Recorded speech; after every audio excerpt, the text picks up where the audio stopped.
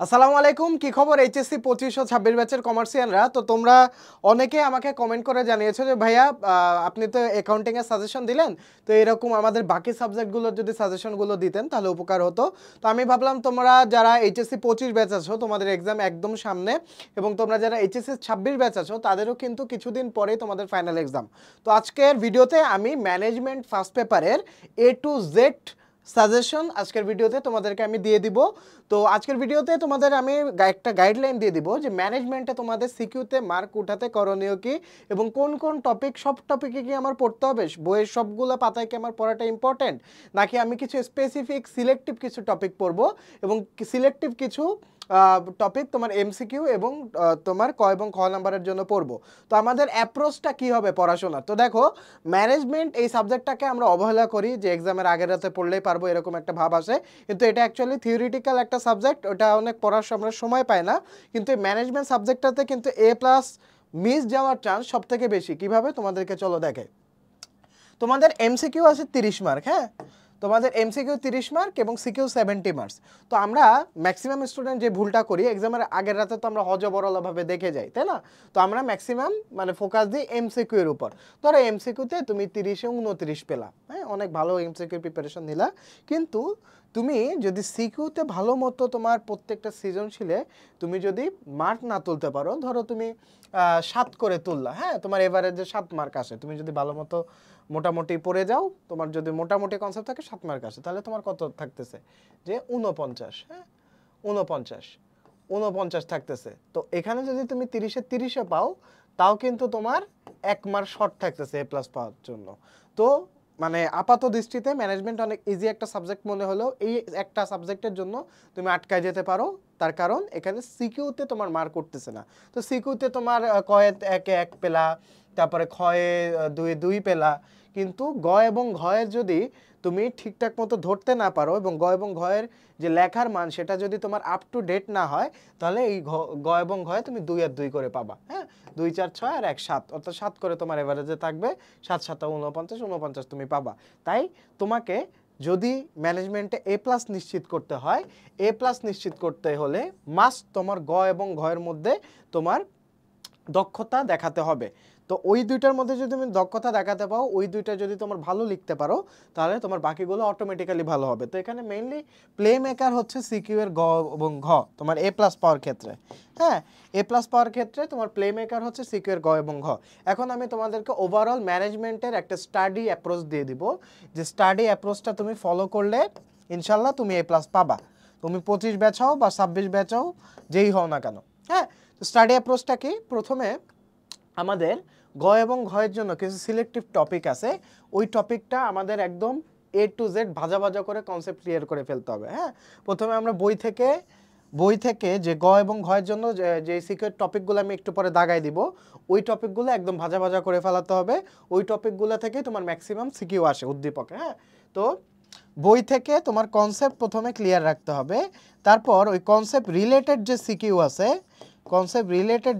আছে, বোর্ডের কোয়েশ্চেনগুলো আছে, বোর্ড সিকিউগুলো আছে, ওই বোর্ড সিকিউগুলো আমার উদ্দীপক ঝাঁঝরা করে ফেলাই দিতে হবে, হ্যাঁ।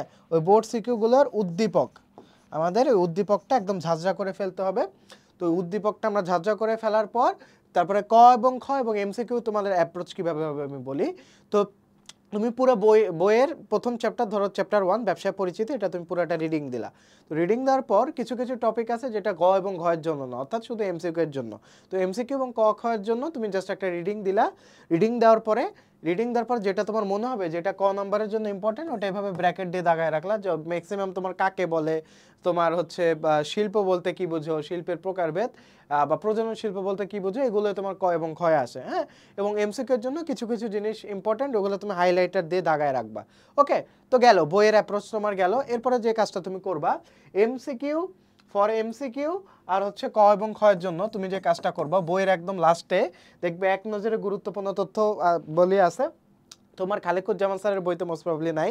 তো ওইটার জন্য তুমি যে কাজটা করবা, ডিরেক্ট তুমি যে কোনো একটা গাইডে ওই চ্যাপ্টার রিলেটেড যে জিস্ট, অর্থাৎ এক কথায় যে উত্তরগুলো আছে, মানে এই চ্যাপ্টারে তোমার গুরুত্বপূর্ণ অংশগুলো কী কী, ওইটা তুমি এক কথা উত্তরগুলো, এক কথা গুরুত্বপূর্ণ তথ্যগুলো পড়ে যাবা, গাইড থেকে পড়ে যাবা। যাদের হচ্ছে খালেকুজ্জামান স্যারের বই ফলো করো তারা হচ্ছে ডিরেক্ট এমসিকিউ বোর্ড সলভে চলে যাবে। হ্যাঁ, অর্থাৎ যেগুলোর পাশে বোর্ড লেখা আছে, বোর্ড উল্লেখ করা আছে, ওই এমসিকিউ গুলো একদম দেখে দেখে টোটস্থ করে ফেলবা। হ্যাঁ, প্রথমে অ্যান্সার দেখে দেখে মিলাবা, প্রথমে মুখস্থ করবা, তারপর আবার রাবার দিয়ে মুছবা, রাবার দিয়ে মুছার পরে আবার তুমি নিজে না দেখে সলভ করার ট্রাই করবে। এভাবে তুমি এমসিকিউর অ্যাপ্রোচটা হবে তোমার এরকম। এবং ক খ এর জন্য সেম, ওখানে দেখবা সংক্ষিপ্ত প্রশ্ন আছে, অনুধাবন প্রশ্ন আছে। যে ক এবং খ এর এখানে বোর্ড উল্লেখ করা আছে, বোর্ড উল্লেখ করা থাকলে ওই ক এবং খ গুলো তুমি প্রথমে মুখস্থ করবা, তারপরে খাতায় লিখে ফেললা। হ্যাঁ, তো এইটা গেল তোমার 30 মার্ক, 30 মার্ক এবং ক এবং খ নাম্বার, অর্থাৎ 3 3 7 21 মার্ক, 30 আর 21, অর্থাৎ তোমার 50 মার্কের প্রিপারেশন এখানে আমি বলে দিলাম যে তুমি কিভাবে নিবা। হ্যাঁ, আর বাকি বাকি যে 50 মার্ক, অর্থাৎ তোমার গ এবং ঘয় যে 50 মার্ক, ওই 50 মার্কের জন্য তুমি কিভাবে পড়বে বলে দিচ্ছি। ওইটার জন্য আমার সিকিউ এর প্রত্যেকটা চ্যাপ্টারের কিছু ইম্পর্টেন্ট টপিক আছে, ওই টপিকের বাইরে ম্যাক্সিমাম তোমার সিকিউ আসে না, সাধারণত সিকিউ আসে না। তো আজকের ওই টপিকগুলো বা ওই সাজেশনগুলো আমি তোমাদেরকে দিয়ে দিচ্ছি। তো সবাই খাতা কলম খুলো বা যে কোনো বই খুলো। হ্যাঁ, বই খুলো। ওকে, তো আমরা ডিরেক্ট ইয়াতে যাই। আচ্ছা, এখান থেকে পিডিএফটা ওপেন হয়নি, আমি এখান থেকে ওপেন করি।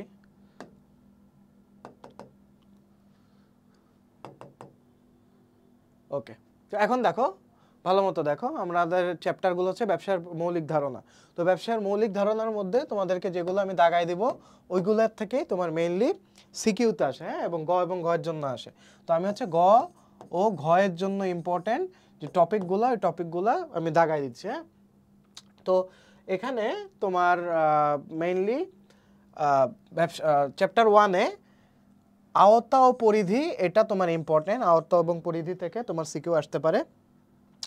তারপরে বাণিজ্যের প্রকারভেদ থেকে সিকিউ আসতে পারে, বাণিজ্যের যে প্রকারভেদটা আছে প্রকারভেদ থেকে সিকিউ আসতে পারে। প্রকারভেদ এটা ইম্পর্টেন্ট, ধারণা বৈশিষ্ট্য প্রকারভেদ।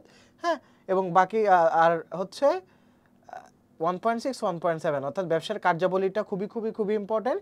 সামাজিক ব্যবসার ধারণা, এখানে সামাজিক ব্যবসার যে 7টা পয়েন্ট আছে ওই 7টা পয়েন্ট একদম তটস্থ করে ফেলাবা। হ্যাঁ, তো মেইনলি তোমার ইম্পর্টেন্ট টপিক হচ্ছে এই 3টা, ব্যবসার আওতা বা পরিধি, হ্যাঁ, বাণিজ্যের ধারণা, প্রকারভেদ। শিল্পের প্রকারভেদ থেকেও আসে, শিল্পের প্রকারভেদটা 2 স্টার দিয়ে রাখলাম, 3 স্টার কোনগুলো দিচ্ছি, এই যে ব্যবসার আওতা পরিধি এটা থেকে 3 স্টার দিলাম। অর্থাৎ শিল্প, বাণিজ্য, প্রত্যক্ষ সেবা, ওই যে বড় একটা ছক আছে, একটা টেবিলের মতো আছে, ওইটা একদম তটস্থ করে ফেলাবা। মেইনলি তোমার বাণিজ্যের যে প্রকারভেদটা, বাণিজ্যের যে বাধাগুলো আছে, সত্যগত বাধা বা ঝুঁকিগত বাধা, এই বাধাগুলো তোমরা মুখস্থ করে ফেলবা, এখান থেকে একটা সিকিউ আসবে। তারপর হচ্ছে বাণিজ্যের প্রকারভেদ থেকে তো বললাম, এটাও 3 স্টার। তারপর হচ্ছে ব্যবসার কার্যাবলী থেকে মাস্ট একটা আসবে, এটা 3 স্টার। এবং সামাজিক ব্যবসার ধারণা, এটা 3 স্টার। তো এই টপিকগুলো মূলত তোমার গ এবং ঘয়ের জন্য ইম্পর্টেন্ট। হ্যাঁ, আচ্ছা গেল, তো গেল। তো এরপরে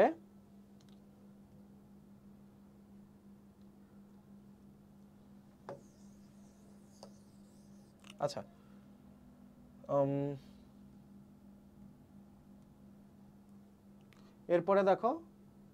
এরপরে দেখো আমাদের হচ্ছে ইউনিট 2 না, ইউনিট 2। আচ্ছা, 1 মিনিট, এখানে একটু প্রবলেম হয়েছে।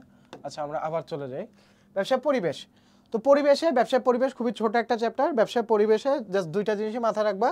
পরিবেশের যে উপাদানসমূহ আছে, উপাদানসমূহ অর্থাৎ কোনটা কোন পরিবেশ, পরিবেশের যে প্রকারভেদ, এই প্রকারভেদটা ইম্পর্টেন্ট, উপাদানসমূহ, এবং বাংলাদেশে ব্যবসা পরিবেশ উন্নয়নের সমস্যা সমাধানের উপায়, এই 2টা টপিকে আছে। এই 2টা টপিক মোটামুটি দেখে গেলে হয়ে যাবে। হ্যাঁ, আর এক মালিকানা ব্যবসার বৈশিষ্ট্য, গুরুত্বটা ইম্পর্টেন্ট, এবং এক মালিকানা ব্যবসার উপযুক্ত ক্ষেত্র এবং টিকে থাকার কারণ, এটা ইম্পর্টেন্ট। তো এখান থেকে যদি কোশ্চেন আসে এখান থেকে আসবে। হ্যাঁ, তারপরে অংশীদারি ব্যবসাটা অনেক ইম্পর্টেন্ট একটা চ্যাপ্টার, এটা থেকে সৃজনশীল আসার সম্ভাবনা 80%। তো দেখো, তোমরা এইচএসসি 25 ব্যাচ যারা আছো, তোমাদের শর্ট সিলেবাস অনেকগুলো চ্যাপ্টার নাই আমি জানি, কিন্তু এই ভিডিওটা কম্বাইন্ড, আমি সবগুলো চ্যাপ্টারের ইম্পর্টেন্ট যে টপিকগুলো গ এবং ঘয়ের জন্য ওটা আমি দাগায় দিচ্ছি, ওটা তোমরা বইয়ে দাগায় দাও। হ্যাঁ, 25 এবং 26 বোথ ব্যাচের জন্য আমি বলতেছি।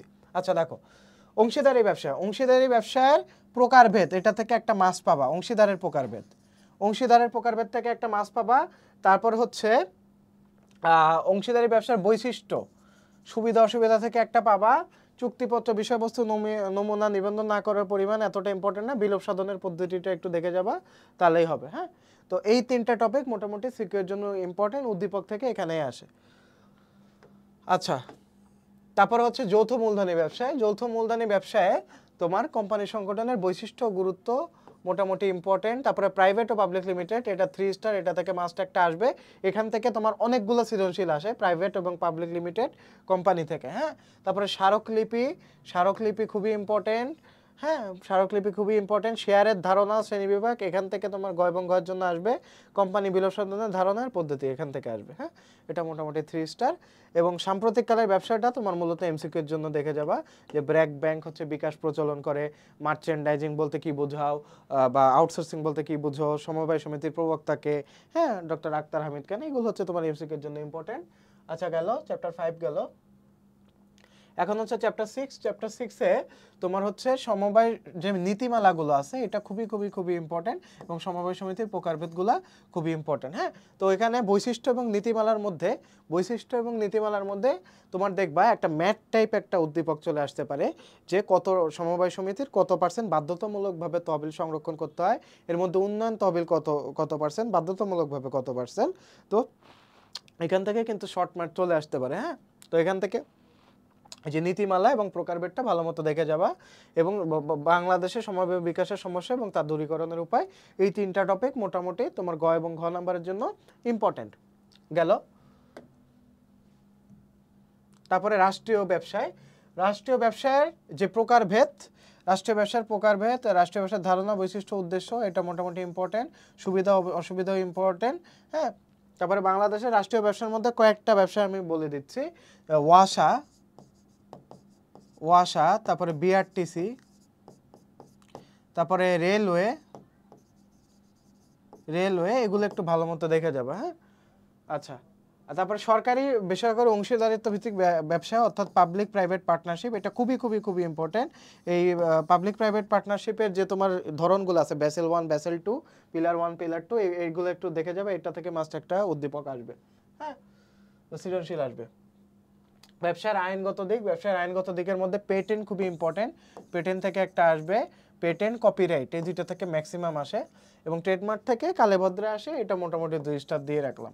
ওকে, এবং আইএসও, আইএসের যে তোমার নীতিমালাগুলো আছে, আইএসের নীতিমালাগুলো থেকে কিন্তু তোমার মাঝে মধ্যে সিকিউ চলে আসে, যদি এটা কম, মানে এটার যে আসার চান্স এটা কম, এটা আমি 3 স্টার দিয়ে দিছি, এটা 2 স্টার হবে, এটা 2 স্টার হবে, এই দুইটা 2 স্টার। হ্যাঁ, বিএসটিআই এবং আইএসও, এটা মোটামুটি পড়ে রাখলে হবে। মেইনলি এই দুইটা টপিক তোমার এমসিকিউ এর জন্য খুবই ইম্পর্টেন্ট, অ্যাডমিশনেও প্লাস হচ্ছে তোমার এইচএসসিতেও, এই দুইটা তোমার অ্যাডমিশনে এবং এইচএসসিতে এমসিকিউ এর জন্য ইম্পর্টেন্ট এই দুইটা টপিক। হ্যাঁ, তারপর হচ্ছে ব্যবসায় সহায়ক সেবা, এটা থেকে তোমার সিকিউ অ্যান্সার করার বেশি একটা দরকার নেই, এটা পুরোটা হচ্ছে এমসিকিউ বেস্ট টপিক, আমি এমসিকিউ এর জন্যই পড়ছিলাম। তাও যদি এখান থেকে সিকিউ দিতে যাও তাহলে তুমি দিবা যে ব্যবসায় সহায়ক ধারণা, সেবার ধারণা, উৎস, এই টপিকটা মোটামুটি পড়ে গেলেই হবে। হ্যাঁ, এবং বাকিগুলো তোমার মোটামুটি রিডিং দেওয়া টপিক, এই চ্যাপ্টারটা অতটা আহামরি বেশি ইম্পর্টেন্ট না। তারপর হচ্ছে ব্যবসা উদ্যোগ, এখান থেকে তোমার সিকিউ আসতে পারে। এখানে মেইনলি তোমার উদ্যোগ, ব্যবসা উদ্যোগের বৈশিষ্ট্য, কার্যাবলী, এটা ইম্পর্টেন্ট। তারপর উদ্যোক্তার গুণাবলী, এটা ইম্পর্টেন্ট। সমস্যা, তার দূরীকরণের উপায়, এটা ইম্পর্টেন্ট গ এবং ঘয়ের জন্য। হ্যাঁ, আর বাংলাদেশের সফল উদ্যোক্তা, বাংলাদেশের সফল উদ্যোক্তা আঞ্চলিক পর্যায়ে, এগুলো জাস্ট একটা রিডিং পড়বে, এগুলো মূলত এমসিকিউ এর জন্য ইম্পর্টেন্ট। বা ব্যবসার তথ্য প্রযুক্তির ব্যবহার, এখান থেকে তোমার এমসিকিউ, সরি, এখান থেকে তোমার সিকিউ আসে। এখানে তোমার মেইনলি ইম্পর্টেন্ট হচ্ছে ই ব্যবসায় বা ই বিজনেস এবং ই কমার্স, এই দুইটা মাস্ট ইম্পর্টেন্ট, এই দুইটা থেকে প্রায় আসে, প্রায় আসে। হ্যাঁ, এবং ডেবিট এবং ক্রেডিট কার্ড এখান থেকেও আসে। ওকে, আর মোবাইল ব্যাংকিংটা জাস্ট এমসিকিউ এর জন্য পড়ে যাবা, চলে আসবে, এখান থেকে তোমার এমসিকিউ চলে আসবে। তারপরে তোমার চ্যাপ্টার 12, চ্যাপ্টার 12-এ নৈতিকতা এবং সামাজিক দায়বদ্ধতা, এখানে হচ্ছে ব্যবসার সামাজিক দায়বদ্ধতার ধারণা, গুরুত্ব, এটা পড়ে যাবা, এবং পরিবেশ দূষণের প্রভাব, এটা পড়ে যাবা, রাসায়নিক ব্যবহারের কুফল, এটা পড়ে যাবা, এবং সতর্কতা ও করণীয় এটা পড়ে যাবে। এইগুলো মূলত তোমার সিকিউর জন্য ইম্পর্টেন্ট টপিক, অর্থাৎ গ এবং ঘর জন্য ইম্পর্টেন্ট টপিক। এবং ক খ কীভাবে পড়তে হবে আমি তোমাদেরকে বলে দিছি। তো এই কয়েকটা টপিক বইয়ের দাগায় রাখো, আমি যেগুলো দাগায় দিলাম এইচএসসি 2526 ব্যাচ, দেখবা ঘুরে ফিরে তুমি যখন উদ্দীপক সলভ করবা দেখবা এই টপিক থেকেই তোমার উদ্দীপকে চলে আসছে। হ্যাঁ, তো কনসেপ্টটা যখন তোমার ক্লিয়ার থাকবে, যখন তুমি উদ্দীপক সলভ করবা, বোর্ডের কোশ্চেন সলভ করবা, তখন কিন্তু মাথায় অটোমেটিক্যালি তোমার প্রসেসটা চলে আসবে। তো এই টিপসগুলো যদি ফলো করো, ইনশাল্লাহ ম্যানেজমেন্টে এ প্লাস তোমাকে কেউ ঠেকাতে পারবে না। আর তোমরা যারা চ্যানেলে নতুন, আমাদের চ্যানেলটা সাবস্ক্রাইব করে ফেলো, তোমাদের সামনে অনেক ফ্রি ক্লাস অ্যারেঞ্জ করা হবে, তোমাদের জন্য কোর্স আসবে। তো দেরি না করে আমাদের ডিসক্রিপশন বক্সে দেওয়া লিঙ্ক থেকে ফেসবুকেও অ্যাড হয়ে যাও, ফেসবুক গ্রুপ এবং পেজ দুটাতে অ্যাড হয়ে যেতে পারো, এবং আমাদের ইউটিউব চ্যানেলটা অবশ্যই সাবস্ক্রাইব করে রাখবে। তো দেখা হচ্ছে পরবর্তী ভিডিওতে। আসসালামু আলাইকুম।